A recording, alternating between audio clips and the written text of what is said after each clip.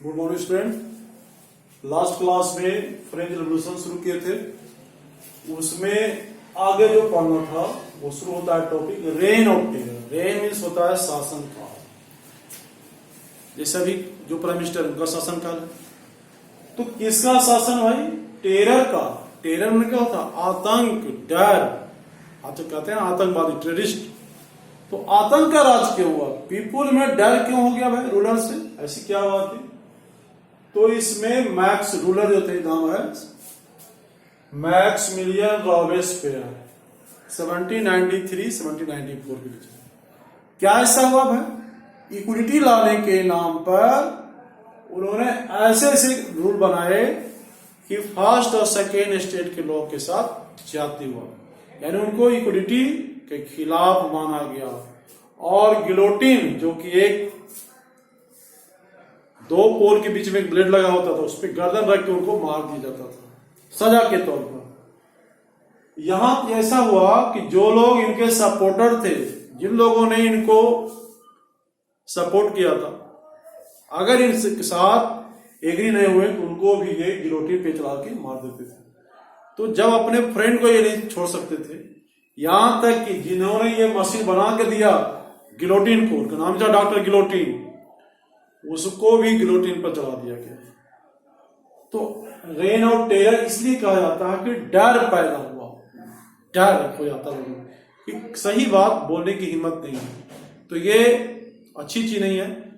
People क्या चाहती है, अगर उनका मुंह बंद कर दिया जाए तो फिर ये ठीक नहीं माना जाता है।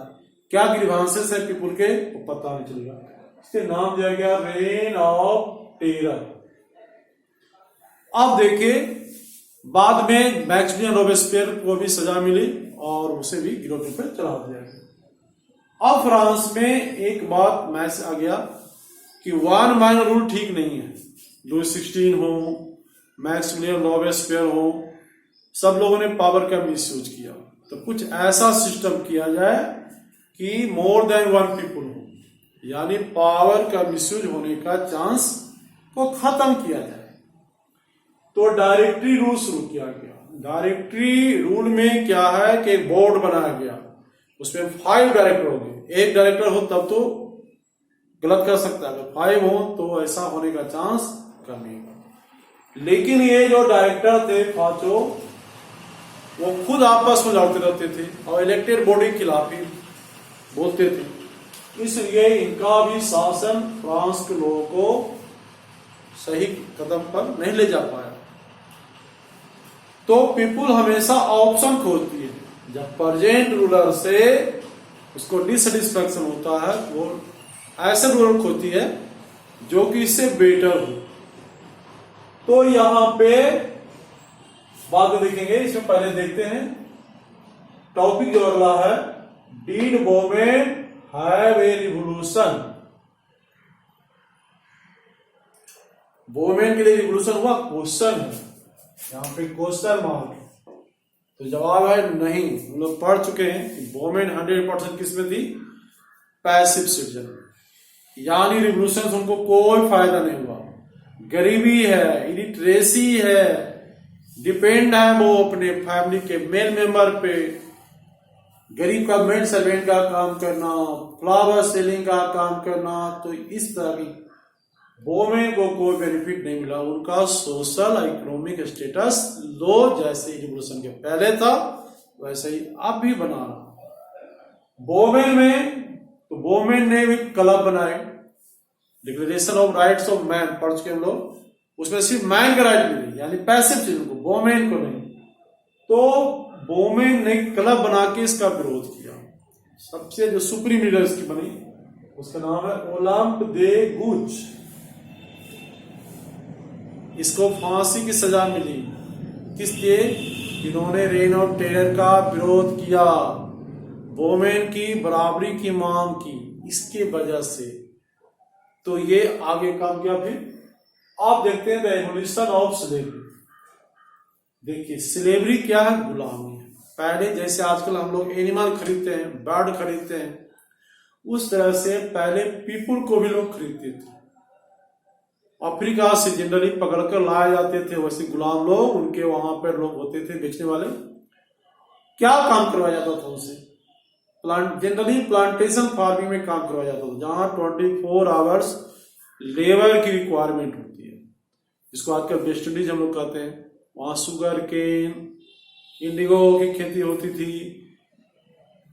नॉर्थ अमेरिका में भी देख सकते हैं, साउथ अमेरिका में भी, अफ्रीका से लोग लेबर को लेके, यूरोपियन लोग खरीदने काम यूरोपियन लोग करते थे, क्योंकि वो मोस्ट एडवांस थे। तो फ्रांस में जो 2 हार्बर है वो इसलिए डेवलप हुए क्योंकि वो स्लेव का ट्रेड करते थे। उनके नाम देखिए दोस्त, बॉर्डिक्स और नैंस। बॉर्डिक्स और नैंस, ये जो 2 है, 2 जो है बदलगा,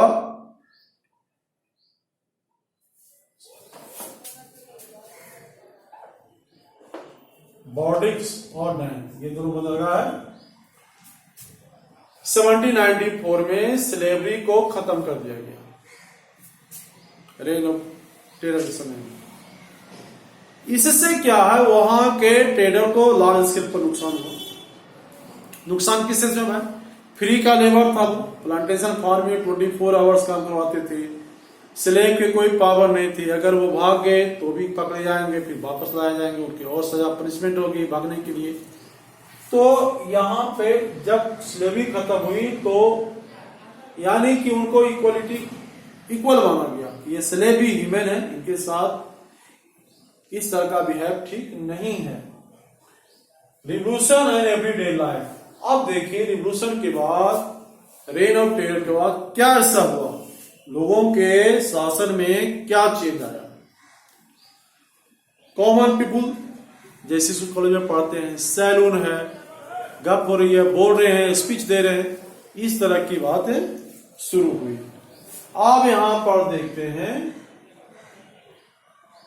इसके बाद जब देखते हैं कि डायरेक्टरी रूल, फिर से इसको बात को समझिए फ्रांस क्रांति में। सबसे पहले लुई 16 का शासन है, जो कि हेरिडिटरी मोनार्की थी।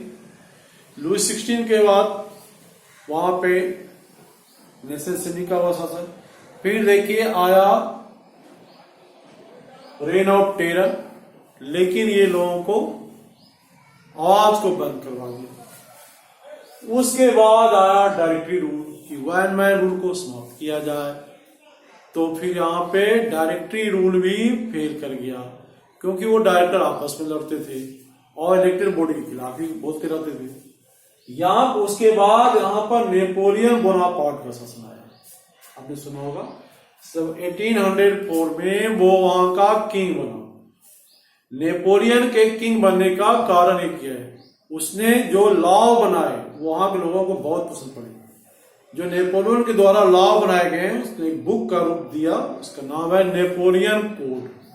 कोड होने होता है लॉ, तो नेपोलियन जो कोड है वो नेपोलियन के द्वारा बनाया गया। जैसे इसमें कुछ लॉ जो है बताते हैं, equality before law, Napoleon code का लॉ है इक्वलिटी बिफोर लॉ, यानी कि लॉ के सामने सब बराबर है। दूसरा है वन टैक्स सिस्टम, यानी कंट्री में कहीं भी आप जाइए, एक बार टैक्स पे करिए, फिर ट्रेड करते रहिए। तो इस तरह से नेपोलियन को पसंद किया जाने लगा और डिक्टेटरशिप का रास्ता साफ हुआ। यानी फ्रांस पहले हेरिडिटरी मोनार्की में था, फिर आया कॉन्स्टिट्यूशन मोनार्की में। कॉन्स्टिट्यूशन मोनार्की ने रेन ऑफ टेरर का रूप लिया, फिर डायरेक्टरी रूल हुआ उसको सुधारने के लिए। लास्ट में पीपुल के पास कोई ऑप्शन नहीं बचा तो डिक्टेटरशिप को चुना।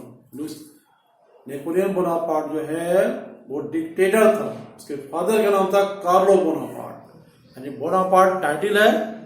तो इस तरह से हम देखते हैं, यहां पे एक बार चैप्टर को फिर से रिवाइज कराते हैं।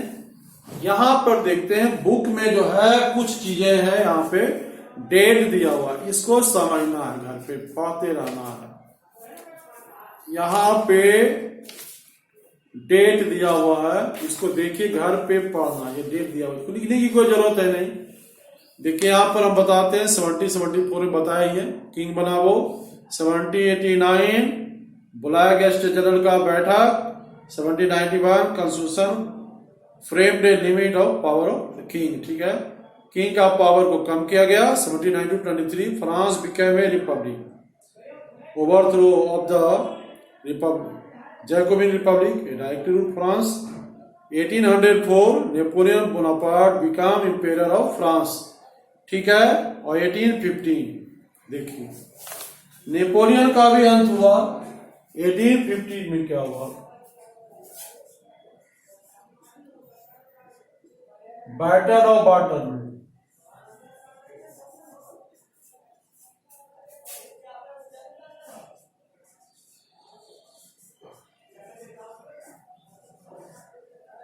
Battle of Waterloo. Napoleon Bonaparte जो है पीपुल के द्वारा एक्सेप्ट कर लिया गया, ये पावरफुल हुआ और ये पूरे यूरोप का रूलर बनने का सपना देखा।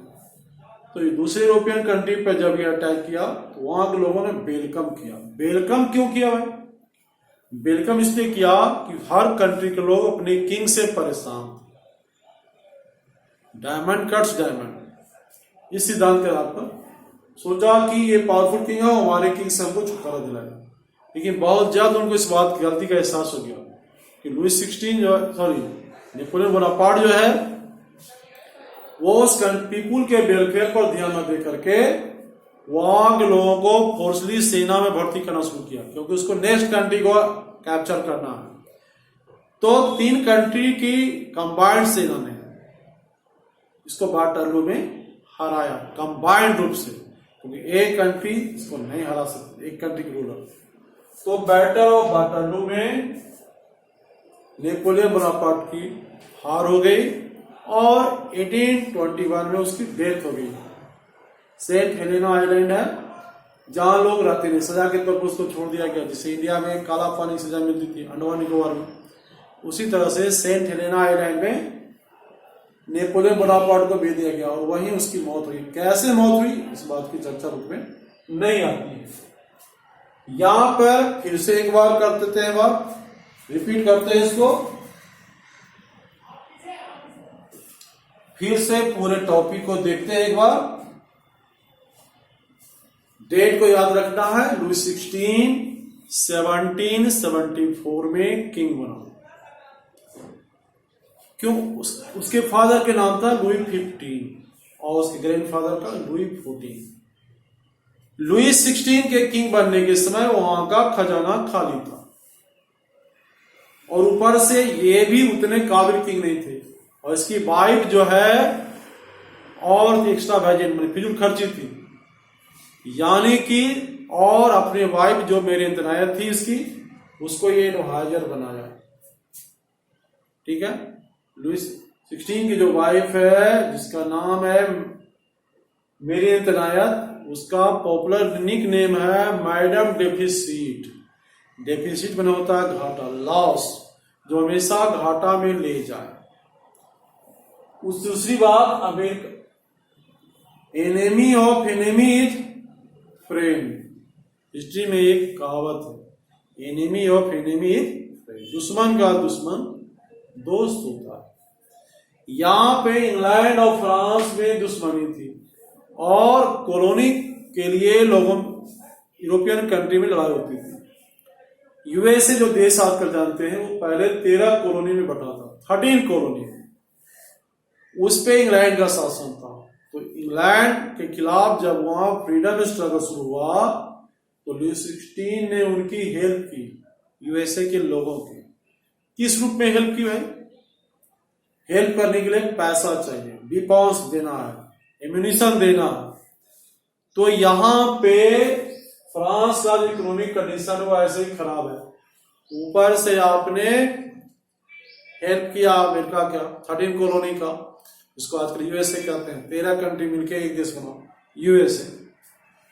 इससे ये सारा जो इंग्लैंड के खिलाफ जो लड़ा गया वो लोन के पैसे से, यानी पीपुल से इंटरनल डेप्ट लिया लुई 16 में, 1 बिलियन लिब्रे।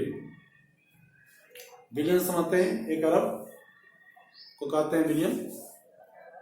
और वो इंटरेस्ट के साथ 2 बिलियन हो गया। अब पीपुल को चुकाना है, कहां से चुकाएंगे आप? हेल्प करें तो चले गए, इकोनॉमिक कंडीशन यहाँ की खराब हो गई। अब उस बैड इकोनॉमिक कंडीशन को रिकवर करने का रूलर के पास एक तरीका होता है, या तो प्रोडक्शन बढ़ाओ या टैक्स बढ़ाओ। तो प्रोडक्शन बढ़ने के चांसेस थे नहीं, तो उसने टैक्स बढ़ाने के बारे में सोचा। टैक्स कौन बढ़ा सकता है? लेजिस्लेचर बढ़ा सकती है आज के डेट में भी। तो वहां के लेजिस्लेचर का नाम था the state general. State general की मीटिंग बुलाई गई, वहां पर 300 मेंबर आते थे, तीनों के, फर्स्ट स्टेट के भी, सेकेंड स्टेट के भी और थर्ड स्टेट के। लेकिन इन लोगों ने मांग किया, थर्ड स्टेट वालों ने, कि नहीं, 1 पर्सन 1 वोट 1 वैल्यू की मांग किया जाए, जिसको लुईस 16 ने मानने से इनकार कर दिया। रिजल्ट क्या हुआ? वो लोग बायकॉट किए द स्टेट जनरल को, और इंडो टेनिस कोर्ट में जाकर उन लोगों ने असेंबली किया। हम लोग ही असली लेजिस्लेचर है फ्रांस के, जब तक लुईस 16 को मानेगा नहीं तब तक हम लोग यहां से जाएंगे नहीं। उसके लीडर जो बने, पहले पढ़ा चुके, आवे सईद और मिराब। देखिए दोनों थर्ड स्टेट के नहीं है, लेकिन उन्होंने लीडर बनना किसको बना? थर्ड स्टेट वालों का। आवे सईद फर्स्ट स्टेट के थे, पुजारी वर्ग के, और मिराब नोबिलिटी फैमिली का था, लेकिन उन्होंने साथ दिया किसका? थर्ड स्टेट वालों का। इसके बाद देखते हैं लुईस 16 को मानना पड़ा कि नहीं, टेनिस कोर्ट में जो लेजिस्लेचर का फॉर्मेशन हुआ, इसका नाम नेशनल असेंबली है, वही फ्रांस का आया लेजिस्लेचर, यानी स्टेट जनरल का मानता खत्म हो गया। उसके बाद देखते हैं वोट देने की बात हुई, कॉन्स्टिट्यूशन मोनार्की बनी। कॉन्स्टिट्यूशन मोनार्की का मतलब होता है मोनार्क जो है कॉन्स्टिट्यूशन के द्वारा बनाया जाता है। जैसे आज का डेमोक्रेसी कैसे, प्राइम मिनिस्टर हो, प्रेसिडेंट हो, कब बनता है? जब उसको लेजिस्लेचर का सपोर्ट हो, और जब तक लेजिस्लेचर का सपोर्ट है तभी तक वो काम कर सकता है। यहां भी वही बात थी। इसमें क्या है, आप एक चीज देखेंगे कि लुईस 16 अब किंग रहा, लेकिन पावर उसकी घट गई। कौन वोट दे सकता था? पीपुल को 2 ग्रुप में बांटा गया, एक्टिव सिटीजन और पैसिव सिटीजन। एक्टिव सिटीजन वो है जिसको वोट देने का अधिकार है। उसमें 3 कंडीशन लगा है। पहला तो मेल होना चाहिए, सेकेंड 25 इयर्स एज होना चाहिए मिनिमम, और थर्ड टैक्स पे होना चाहिए, मिनिमम 3 दिन मजदूरी के बराबर। इसमें एक भी कंडीशन फुलफिल नहीं हुआ तो वो एक्टिव सिटीजन नहीं कहलाएगा। इनको ही वोट देने का अधिकार था। अब देखिए दूसरा जो ग्रुप है पैसिव सिटीजन, वो तीनों में कंडीशन जो पूरा नहीं किया वो सब किसमें चले गए? पैसिव। इनको वोट देने का अधिकार नहीं। जैसे क्या क्या इनका कंडीशन? 100% फीमेल है, जिसका ये 25 ईयर से कम हो, और जो टैक्स पे नहीं करता, और करता भी हो तो 3 दिन मजदूरी के बराबर से कम। इनको वोट देने का अधिकार नहीं है। यहां सोशल डिस्क्रिमिनेशन जारी रहा। अब यहां पर देखते हैं जैकोबिन क्लब का शासन आया। जैकोबिन क्लब का जो शासन है जैकब के नाम पर हुआ, तो जैकोबिन क्लब का शासन है इक्विटी पर जोर दिया, यानी जितने टाइटल थे रहन सहन का, जिससे शो होता है कि ये फर्स्ट स्टेट सेकेंड स्टेट के, उनको एवोल्यूशन कर दिया गया। रेन ऑफ टेरर देखते हैं। रेन ऑफ टेरर का रूलर कौन था? Maximilian Robespierre. क्यों टेरर नाम दिया गया इस शासनकाल को है? क्योंकि इस समय में पीपुल को बोलने की आजादी समाप्त कर दी गई। यानी रॉबेस्पियर के खिलाफ जिन लोगों ने बोला उसे माना गया कि इक्वलिटी के खिलाफ है, फर्स्ट स्टेट और सेकेंड स्टेट का सपोर्टर है, और उसको गिलोटिन पे चला के सर अलग कर दिया गया। बी हेडेड, इसमें वर्ड है, यानी हेड को अलग कर देना। गिलोटिन मशीन है, 2 पोल है, उसके बीच में ब्लेड है, उस पर गर्दन रखने के बाद उसकी गर्दन अलग हो जाती है। उसके यहां तक कि जिसने वो मशीन बनाया गिलोटिन मशीन को, उनका नाम था मिस्टर गिलोटिन, उनको भी मैक्सिमिलियन के रॉबेस्पियर के नाराजगी का सामना करना पड़ा और मौत के मुंह में जाना पड़ा। इसका बाद में फिर उस पर केस चला टीजर का और गिलोटिन पे चला दिया गया मैक्सिमिलियन रॉबेस्पियर को भी। उसके बाद वहां रूलर किसको बनाया जाए, वायनमैन शासन को खत्म किया गया, तो डायरेक्टरी रूल शुरू किया गया। डायरेक्टरी रूल में क्या है, 5 मेंबर का बोर्ड बनाया गया, एक आदमी जो है मिसयूज कर रहा है पावर का, तो 5 मेंबर का बोर्ड बनाया गया। लेकिन ये भी जातीय शासन चला नहीं, और ये लोग आपस में लड़ करके इलेक्टेड बॉडी के खिलाफ भी लड़ते रहते थे। इससे नेपोलियन बोनापार्ट का रास्ता साफ हुआ। पीपुल हमेशा खोती है ऑप्शन, नेपोलियन ने इसका फायदा उठाया और पीपुल को भरोसा दिलाया।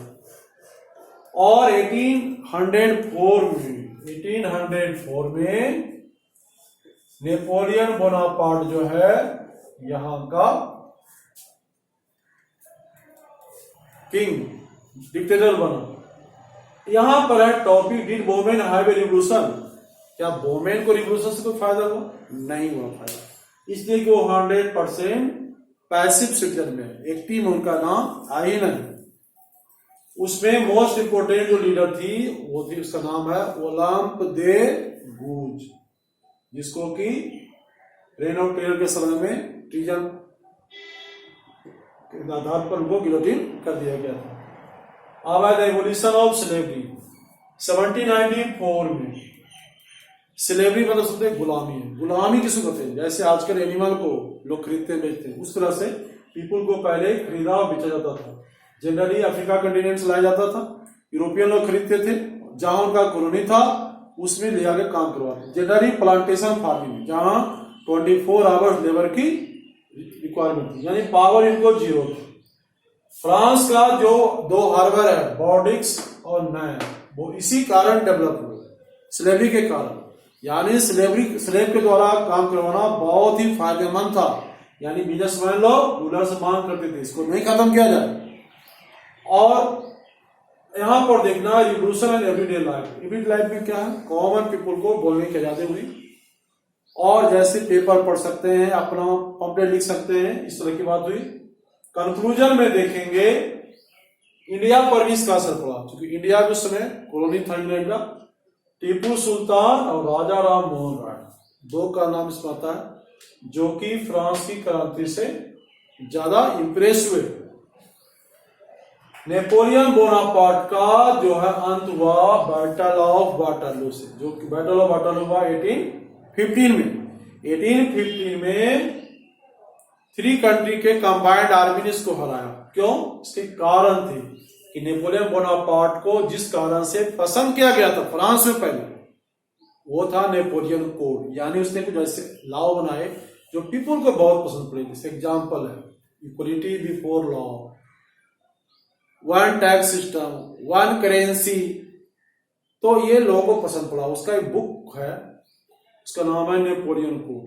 दूसरे कंट्री, नेबरिंग कंट्री के लोगों ने इसको इनवाइट किया, इसलिए कि अपने रूलर से उनको छुटकारा मिल सके। लेकिन उनको गलती का एहसास तब हुआ जब लुई जो थी, ये जो नेपोलियन बोनापार्ट है, वो पूरे यूरोप का रूलर बनने का सपना देखने लगा, यानी कि सोशल वेलफेयर की जगह पर वो लोगों को मिलिट्री में फोर्सली रिक्रूटमेंट करने लगा। इस कारण से लोगों की नाराजगी हुई, और बैटल ऑफ वाटरलू में 3 कंट्री के कंबाइंड आर्मी ने इसको हराया। और फिर इसकी मौत 1821 में हुई, जो कि बुक में दिया हुआ नहीं है, आप लोगों को तब पढ़ना भी नहीं है। सेंट हेलेना आइलैंड में भेज दिया गया इसको। सेंट हेलेना आइलैंड इसलिए भेजा गया, वहां कोई आदमी रहता नहीं था। जैसे इंडिया में पहले काला पानी से जाते, अंडमान भेजा जाता था, लोग बीमार पड़ के मर जाते थे। तो सेंट हेलेना आइलैंड में नेपोलियन बोनापार्ट की मौत हो गई 1821 में। कैसे हुई इसी का चर्चा यहाँ पर नहीं दिया गया है। तो इस तरह से फ्रांस की जो क्रांति है, हेरिडिटरी मोनार्की से शुरू होती है, फिर कॉन्स्टिट्यूशनल मोनार्की पे आती है। कॉन्स्टिट्यूशनल मोनार्की में भी मिसयूज होता है पावर का, फिर डायरेक्टरी रूल आता है, डायरेक्टरी रूल के बाद फिर डिक्टेटरशिप आती है, और लास्ट में फिर उसका पावर खत्म होता है। फिर से हाईलाइट एक बार बताते हैं फ्रेंच रेवोल्यूशन का। डेट जो है बुक में दिया हुआ, उसको याद रखना, किस डेट को क्या हुआ। तो शुरू से देखते हैं। इसमें नेम को याद रखना, हिस्ट्री में 4 चीज को याद रखना, date, name of person, place और रीजन, वाई, भेन भाई भाग, भेन भाई भेयर, इतना चीज को अगर याद रखते हैं तो स्ट्रिक्ट हो जाता है। फिर से देखते हैं, रिपीट कर देते हैं। 14 जुलाई 1789 को फ्रांस का किंग बना। 1774 को फ्रांस का किंग बना लुई 16। उसकी मैरिज हुई मेरी एंटोनिया से, जो कि ऑस्ट्रिया की प्रिंसेस थी, और लुई 16 ने उसको अपना एडवाइजर बनाया। 1774 में जब जिसमें वो किंग बना था, वहां का ट्रेजरी खाली था और इंटरनल लोन लेकर उसने यूएसए के लोगों की मदद किया। इस कारण से वहां की कंडीशन और खराब हो गई। टैक्स बढ़ाने के अलावा कोई ऑप्शन रहा नहीं। स्टेट जनरल जो वहां की इलेक्टेड बॉडी थी, कॉल किया गया, टैक्स बढ़ाया गया बढ़ाने के लिए। फर्स्ट, सेकेंड और थर्ड स्टेट, तीनों स्टेट के मेंबर आए। उस समय के अनुसार हर स्टेट को एक ही वोट देने का अधिकार था, लेकिन थर्ड स्टेट वालों ने मांग किया कि नहीं, सबको बराबर का वोट मिले, यानी जितने हेड है उतना वोट होना चाहिए। उसको रिजेक्ट किया गया। रिजल्ट क्या हुआ? उन लोगों ने बायकॉट किया, नेशनल असेंबली का फॉर्मेशन हुआ। नेक्स्ट टाइम क्या हुआ? अब देखिए, लुई 16 जो है नॉमिनल किंग रह गया, यानी कि हेरिडिटरी मोनार्की से ये हो गया कॉन्स्टिट्यूशन मोनार्की। अब यहां पर देखते हैं, डिड वुमेन हैव रिवोल्यूशन? बिल्कुल नहीं, क्योंकि पैसिव सीजन में वुमेन को रिवोल्यूशन से कोई बेनिफिट मिला नहीं। गुलाम तेगुज, जो कि मोस्ट इंपोर्टेंट लीडर थी वुमेन की, उसको मौत की सजा मिली। स्लेवरी का अंत हुआ 1794 में। बाद में ट्रेडर के प्रेशर का फिर से शुरू किया गया। अब देखते हैं रिवोल्यूशन एंड एवरीडे लाइफ। जो यहां पर हार्वर्ड थे, बिजनेस का एक बहुत बड़ा सोर्स जो था वो स्लेवरी था। बॉर्डिक्स और नाइन, ये दो जो हार्वर्ड है, दोनों डेवलप हुए वहां पे। इससे क्या रिजल्ट मिलता है? फ्रांस का मैसेज लीगेसी ऑफ रिवोल्यूशन मिलते हैं। लीगेसी ऑफ फ्रेंच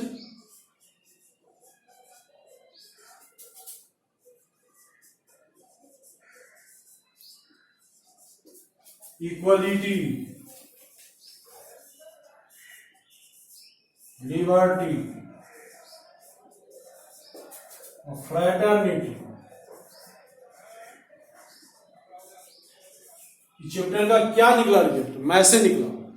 तो इसका मैसेज यही है, तीन ही वर्ड है, इक्वलिटी, लिबर्टी, फ्रेटर्निटी। इक्वलिटी मतलब सब बराबर है, लिबर्टी फ्री है सब, फ्रेटर्निटी मतलब भाईचारा होता है। तो तीन वर्ड में ही इस चैप्टर का मैसेज है, इक्वलिटी, लिबर्टी, फ्रेटर्निटी। बस तीन वर्ड को एक्सप्लेन करना है। What are legacy of French revolution? अगर ऐसा क्वेश्चन आता है तो ये तीन वर्ड को ही लिखना है। यानी कि फ्रेंच रिवोल्यूशन जो है दुनिया को हेरिडिटरी मोनार्की के खिलाफ रिवोल्यूशन करने के लिए एक प्लेटफॉर्म दिया, मैसेज दिया। और वो मैसेज यही है, इक्वलिटी, लिबर्टी और फ्रेटर्निटी।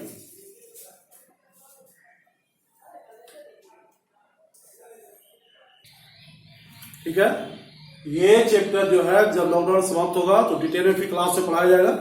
और अगर इसमें कोई प्रॉब्लम हो तो आप कांटेक्ट कर सकते हैं, नंबर दिया हुआ है 4 से 6 के बीच में। कोई भी प्रॉब्लम हो तो पूछ सकते हैं। तो एक चैप्टर ज्योग्राफी का पढ़ा चुके हैं क्लास में, एक चैप्टर हिस्ट्री का अभी बताए, और एक जो है इकोनॉमिक्स का चुका है। नेक्स्ट क्लास में पॉलिटिक्स का पढ़ाएंगे चैप्टर, तो सब में एक चैप्टर हो जाएगा। फिर उसके बाद नेक्स्ट